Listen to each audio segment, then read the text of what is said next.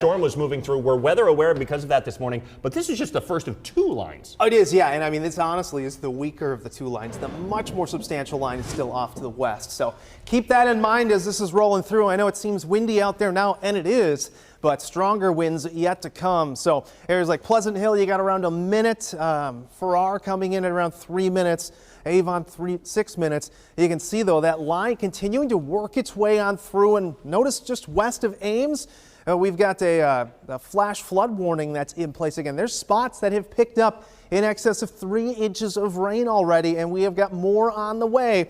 Otherwise, that western line of storms that's pushing its way into the state, winds of over 70 miles per hour just west of Harlan right now. And you can see the severe thunderstorm warning attached to this expands out quite a ways. So we've got Atlantic, Audubon, all the way down towards Bellevue that's included in a severe thunderstorm warning. And off to the north, we've seen some of this area from Spencer down to Fort Dodge weaken some, as that's behind that first initial line. It's working its way through the metro right now, but still strong storms that are going to be pushing their way through on multiple stretches of storms. You can see the line that's made its way through the metro, though, has weakened quite a bit as it has, though we are seeing pockets of stronger winds west of 169 right along I-80. Wouldn't be surprised to be seeing around 50-mile-per-hour winds there. But look at the burst that's working its way across into Iowa right now. Very strong winds associated with those storms.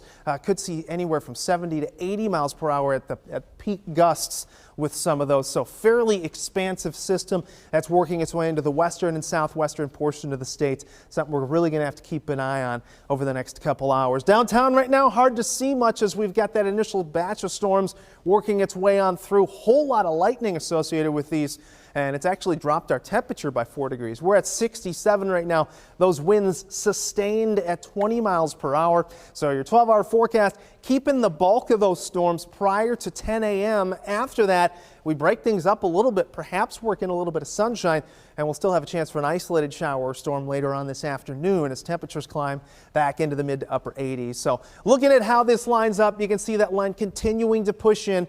8 a.m. we've got it on the edge of Fort Dodge, Lake Panorama, all the way down towards Creston.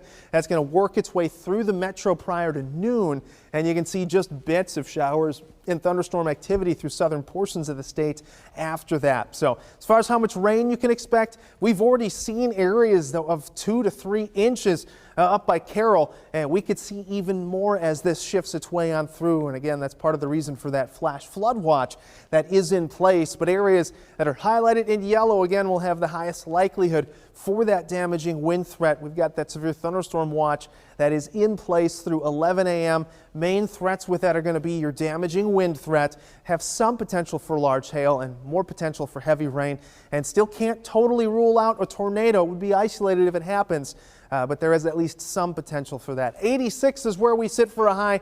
That is average. Showers and thunderstorms again largely in the morning. After that, we stay in the middle 80s. More chances for storms on Friday with a dry and sunny weekend ahead.